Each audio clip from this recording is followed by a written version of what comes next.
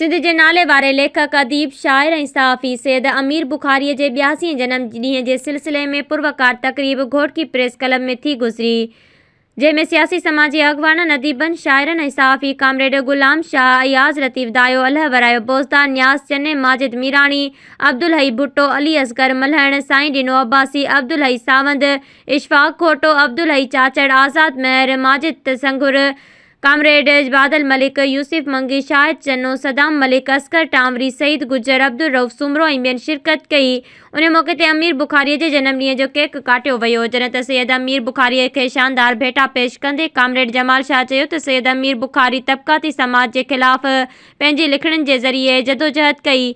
लेखक ऐं शाइर अयाज़ लतीफ़ दायो चयो त अमीर बुख़ारी हिकिड़े दौर जी तारीख़ जो नालो आहे जंहिंजा तमामु घणा तारुफ़ आहिनि। अदब, ॿोली, शाइरी, सहाफ़त, तालीम ऐं समाजी खेत्रनि में हिन तारीख़ साज़ किरदार अदा कयो। साईं ॾिने अब्बासी चयो त अमीर बुख़ारी अदब जी यूनिवर्सिटी हुयो, हिन सहाफ़त में बि केतिरा ई शागिर्द पैदा कया। अब्दुल हई भट्टी ॻाल्हाईंदे चयो त अमीर बुख़ारीअ जहिड़ा किरदार सदाईं ज़िंदा रहंदा आहिनि।